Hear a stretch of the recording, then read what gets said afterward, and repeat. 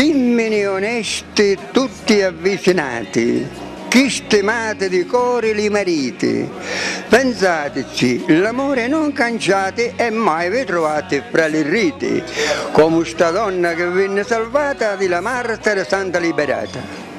12 anni aveva che era sposata, il suo marito era la sua vita, ma la crudele sorte mascherata per sta felicità falla finita, un marito ne venne richiamato per gli a servire un re soldato.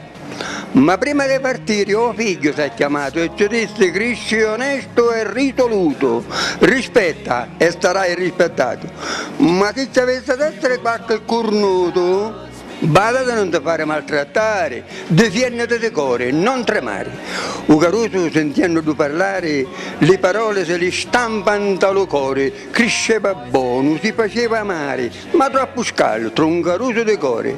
Il giovane partì per il destino ed abbracciò la sposa e il bambino. Un compare che di casa era vicino, che di mestieri era ciarlatano, si innamora di D'Angela, divino che pareva una figlia di un sovrano. Sapendolo compare prigioniere, si presentò con un mero fattucchiere.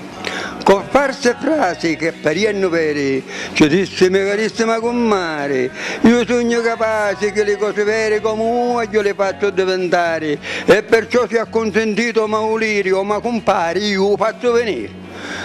La donna non capiendo l'uso dire, ci disse: compare, quanto vai a dare? Puma marito tutto l'uomo avere lo spiano senza manco ci pensare.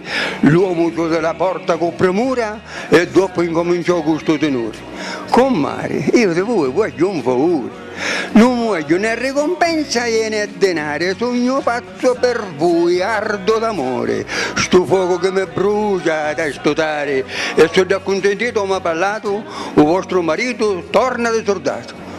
Brutto, o mazzo vili e svergognato. Come parlate così risoluto? Che vi credevo che avevo trovato? So che cercavo voi, uomo avvenuto. Ne scete fuori, o mazzo berbante, o mi sanno chiamo aiuto sull'istante. Ma l'uomo vile con affari importanti perse i sensi e non capiva più niente. Tira la rivoltella sull'istante e la punta sopra da innocente. Povera figlia, restò spaventata quando si viste dell'uomo puntata, ma tutto un colpo la mente ha votata, per da santa di cui era devota.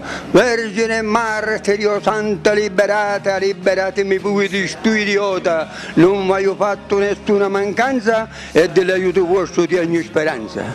Un figlio che era dentro l'altra stanza guarda la scena e subito la pensa, piglia un cutiello e corre con baldanza, senza avere paura né temenza, come un piccolo uomo malandrino corre e leva la vita ad assassino, e da così con una nobile pensata salvò l'onore alla sua madre amata. Grazie.